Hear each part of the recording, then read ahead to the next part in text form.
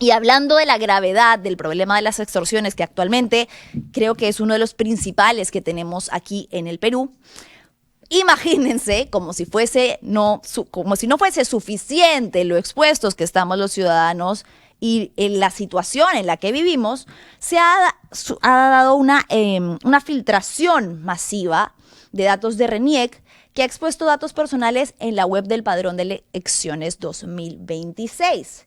Se puede acceder a través de esta plataforma solamente usando el DNI, el número de DNI de la persona, y pueden acceder a información que ya se ha mostrado a través de diferentes personas que dicen, mire, no solamente pude acceder a la mía, sino la de esta cantidad de personas. Tienen acceso a la dirección, al nombre completo, ¿sí? Cualquier ciudadano puede visualizar toda esta información sensible que figura en el padrón y que pues evidentemente nos deja sumamente expuestos, porque no solamente, digamos que en teoría, se trata de la información sobre dónde deberías votar o cuál es la dirección, ¿no?, donde vota una persona, sino que se está mostrando toda su data personal. Se está revelando, se está dejando muy expuesta información sensible como los nombres completos de las personas, su DNI, dónde viven, cuál es la dirección de su domicilio. Y con esto, por supuesto, ¿qué se puede hacer? Bueno, primero, gravísimo, nuevamente linkeándolo al tema de las extorsiones y de lo expuestas que deja nuestra integridad, pero no solamente eso, ¿no? Tiene que ver con lo que se puede hacer con respecto a falsificar para abrir cuentas, falsificar data, falsificar información. Sobre todo esto, el RENIEC ha respondido, ¿vale? Porque claro, los ciudadanos indignados estaban arrobando a la institución en Twitter, en redes sociales, diciendo, hey, ¿qué está pasando? ¿Cómo se les ocurre hacer esto? ¿Y qué es lo que respondió RENIEC Perú? La publicación del listado del padrón inicial es un proceso legal, obligatorio y transparente conforme a la ley 26589, Ley Orgánica de Elecciones. Es decir, está prácticamente diciendo, justificando, ¿no?, que debido a que esta ley existe, ellos no tienen responsabilidad alguna con respecto a lo que se puede hacer con la data, ¿no? La data tiene que ser publicada. Ellos han dicho que es por una cuestión de transparencia del padrón electoral como un derecho y responsabilidad de todos los peruanos, pero también es responsabilidad de la entidad que tiene la data más sensible de todos los peruanos saber bajo qué contexto, en qué condiciones y a quién puede tener acceso a esta data, porque si no, en los próximos días, evidentemente, van a haber casos de suplantación, de fraude, de extorsión. Esto además es preocupante porque, según se ha señalado en diversos medios, no es la primera vez que sucede, pero es la primera vez que los ciudadanos de pronto están haciendo un poco más de bulla al respecto. Tenemos preparada una entrevista con alguien que conoce específicamente sobre este tema y las implicancias que podría tener en materia de ciberseguridad. Fátima Toche, quien es abogada especializada en Derecho Digital. Fátima, ¿cómo estás? ¿Estás conectada con nosotros? Sí, sí, muchas gracias por la invitación, más bien. Hola Fátima, no, gracias a ti por tomarla, por darte un tiempito. Bueno, francamente creo que todos estamos igual de preocupados. Como te digo, es algo que ha surgido en redes sociales y el hacer el experimento de acceder a información de otra persona ha sido tan sencillo que nos hace sentir vulnerados y nos lleva a preguntarnos cuáles podrían ser las consecuencias de esta divulgación masiva de información y si es que realmente el RENIEC está absolutamente amparado, como dice estar, por esta ley. Cuéntanos cómo ves tú un poco el panorama de lo que ha sucedido. Mira, te cuento, primero estamos frente a los mismos creadores de Brecha uno, Brecha 2, Exposición de Información 2, 3 y 4, que lamentablemente es RENIEC, con lo cual nos deja a nosotros como ciudadanos desamparados, que el ente que está por ley encargado de resguardar nuestra información personal, en reiteradas oportunidades la está exponiendo, ¿ok? Entre brecha de seguridad y casos como este tipo que vamos a analizar qué es lo que ha pasado. En efecto, la ley electoral sí establece que debe haber una publicidad del padrón, ¿no? Si analizas la ley electoral, dice eso. Pero no dice en ninguna parte que tiene que estar la dirección exacta de tu domicilio. Tiene que estar la circunscripción electoral a la que tú perteneces, efectivamente tu nombre, tu imagen, ¿no? Pero no dice específicamente que debe estar tu domicilio exacto. Ujú.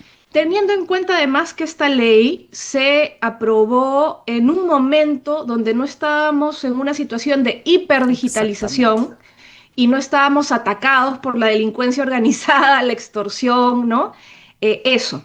Pero algo más que me parece interesante agregar, ya en el 2021, a raíz, no sé si recuerdas, Manuela, cuando el Fujimorismo pidió que se publicite el padrón por este supuesto fraude. Sí, En ese momento ya la autoridad de datos personales dijo, ojo, está bien que el padrón sea público, pero por favor, RENIEC, no pongan ni domicilio, ni biometría, ni huella digital, es decir, los datos que te exponen más, ¿ya? Porque efectivamente, cuando hay digamos, un conflicto entre la transparencia, que como ciudadanos necesitamos transparencia de información, y datos personales, tienes que tratar de encontrar un equilibrio por entre dar supuesto. la información, pero no sobreexponer al ciudadano, más aún en situaciones como la que vivimos, donde el que esté tu domicilio, tu nombre completo y tu imagen te expone a extorsiones, a acoso y acoso sexual, te expone a suplantación de identidad, te expone a phishing, a fraude informático, entre otras Otros. perlas, ¿no? Porque, Manuela, tal vez tú también lo percibirás, no faltará algún avivado o algún agilado que dirá, bueno, es mi oportunidad para doxear a Exacto. todas las personas que yo quiera y exponer su información y burlarme de ellas, ¿no? También eso, si bien no está al mismo nivel de una extorsión o un fraude, son cosas que pasan en el día a día, ¿no? Claro, quiere decir, ahí hay muchas aristas que son importantes de mencionar. Creo que lo que has dicho es muy claro. Pero la preocupación principal, número uno, que tú lo has mencionado, es el contexto y es lo que se puede llegar a hacer con esa data, que las posibilidades, la lista de posibilidades es larguísima. Y por decirlo menos, digamos, desde yéndonos al más chistoso, todo lo que puede hacer con solo saber dónde vives, tu domicilio, o sea, eso ya es una información que debería ser absolutamente resguardada.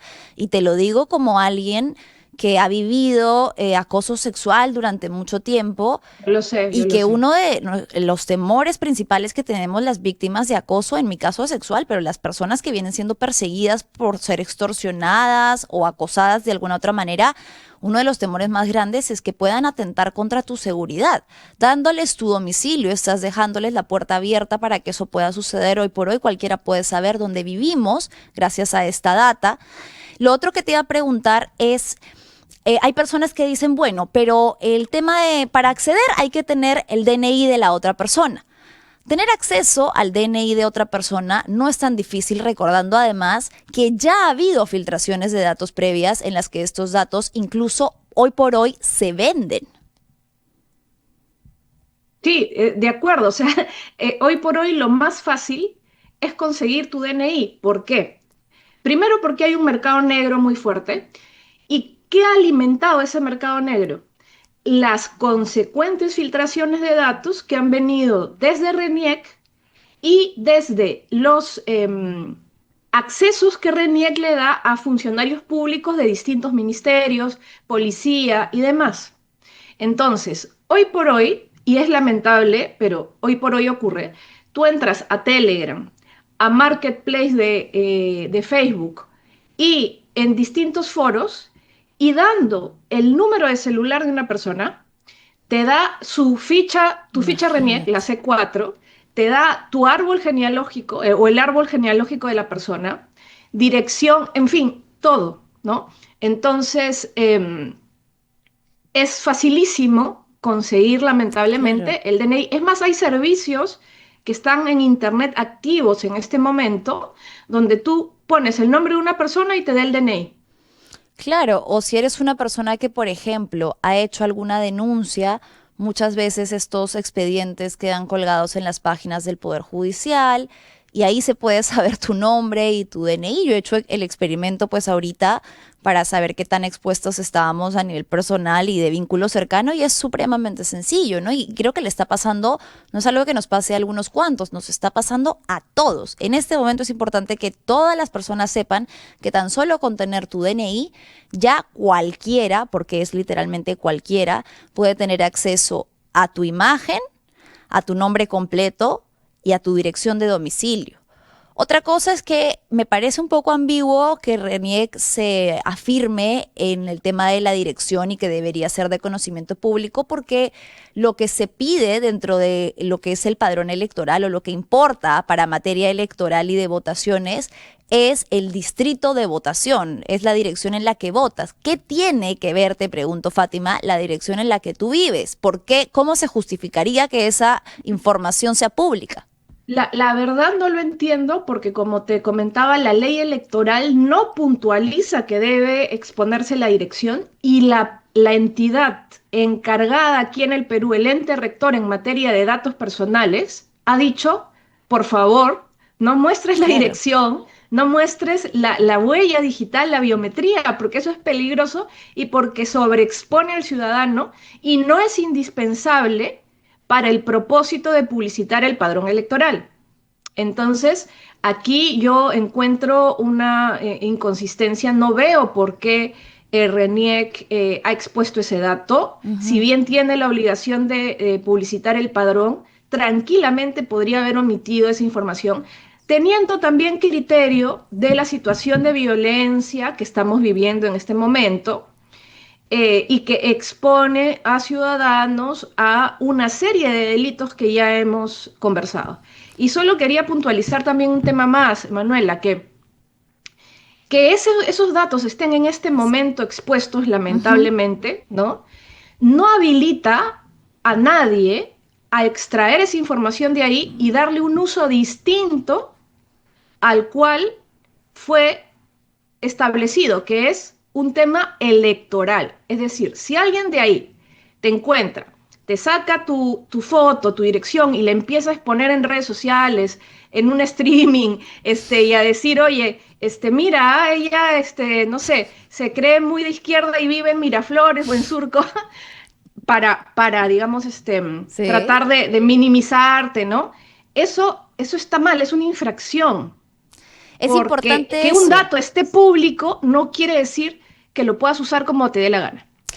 Y súper importante que menciones eso, Fátima, con respecto a este tema y en general, con respecto a la existencia de nuestra data en Internet. Somos una sociedad absolutamente digitalizada y por temas laborales, por temas familiares, todos tenemos huella digital, todos existimos de cierta manera en Internet, pero eso no quiere decir que la data no pueda ser fiscalizada, que mejor dicho, que el uso de la data no pueda ser fiscalizada. La data existe para determinado propósito y con cierto consentimiento de tu parte para que sea utilizada con ese propósito. Quiere decir que si está en una red para obtener trabajo o para conectar laboralmente, pues dentro de ese marco debería ser utilizada. Y finalmente, esto no es una percepción que cada uno decida, a mí me parece que puede ser usada para esto, a mí me parece que no. Existe un ente que se llama la Autoridad Nacional de Regulación de Data, me parece que es, De datos personales, de de datos datos personales. personales que tienen lineamientos estrictos y puntuales sobre para qué y cómo puede ser usada la data de cada persona. Y si alguien no sigue eso, pues está cometiendo una infracción a ese reglamento. Es así, y yo creo que hay un desconocimiento de esta normativa porque se cree que se puede hacer un festín. Y además, no solo es si utilizo el dato o no personal, sino cómo lo utilizo. Perfecto, En la claro. medida que yo lo utilice para un fin difamatorio, de degradar, de humillar, ahí además de una infracción, ya tú sabes, puede haber incluso algún delito, ¿no? Como una difamación, una injuria, una calumnia, dependiendo. Entonces, usemos las bases de datos públicas, que hay muchas, para los fines para los cuales estas han sido creadas. Por supuesto. Otras formas de utilización pueden ser consideradas infracción y ojo, por personas naturales, porque esta norma de datos personales no solo aplica a las empresas, que es otra malinterpretación que tienen algunas personas, también aplica a personas naturales Por que, supuesto. que infrinjan lo que dice esta normativa, ¿no? Cualquier uso de la data personal de cualquier persona tiene que responder a una serie de criterios de proporcionalidad, de necesidad y de relevancia pública. Por favor, importante no olvidar eso. Fátima, hay una persona en los comentarios que te quiere hacer una pregunta directa. Jorge nos dice: Manuelita, ¿podrías preguntarle a la doctora si RENIEC cuenta con mecanismos de seguridad para mitigar el acceso de datos personales? A ver, yo no he hecho una auditoría, René, pero los hechos me llevarían a pensar de que esos mecanismos de seguridad Mm, no son suficientes o están fallando, ¿no? Cabe precisar que RENIEC ya ha sido sancionado por la Autoridad de Datos Personales por brechas anteriores, ¿no? Entonces, bueno, esa lógica me lleva a pensar de que todavía hay mucho trabajo pendiente, ¿no? En materia de ciberseguridad. Ojo, no solo en RENIEC, porque no es un problema únicamente de RENIEC. En general, el sector público está súper expuesto. ¿Y cuál es el problema con el sector público? Que nosotros no tenemos la posibilidad de decirle a RENIEC, no uses mis datos, claro. porque por ley lo tienen que hacer. En cambio, con una empresa privada, si a mí no me gusta cómo usan sus datos, yo puedo decir, señores, me voy, eliminen toda mi información. Pero cuando el problema viene del sector público, estamos atados de manos. O sea, nos queda obviamente reclamar, ¿no? Ujú. Pero estamos atados de manos porque no podemos decirles, dejen de usar mis datos personales. Ujú, claro. Ante esa última respuesta, ya para ir cerrando, Fátima, me quedo con la pregunta: ¿hay algo que podamos hacer ahorita a nivel personal? ¿Alguien puede comunicarse con RENIEC y presentar a futuro una queja o de manera colectiva por lo que está sucediendo con Mira, nuestra data? a título ciudadano, Ujú, primero, podríamos hacer dos cosas. Presentar una denuncia ante la Autoridad de Datos Personales, que ojo, no es nada complicado. Entras a su sitio web y hay un formulario, lo llenas y ya está, no necesitas abogado. Ojo, no necesitas abogado. Otra cosa que podríamos hacer es, ante RENIEC, solicitar algo que se llama un derecho de oposición, ujú. ¿no? Un derecho de oposición, donde solicitemos al amparo de la Ley de Datos Personales, que es la Ley 29733, que nos oponemos a que se publique nuestra dirección en el padrón electoral, Ok. considerando que es desproporcionado y que ninguna norma específicamente lo obliga. Esas son dos vías que podríamos utilizar.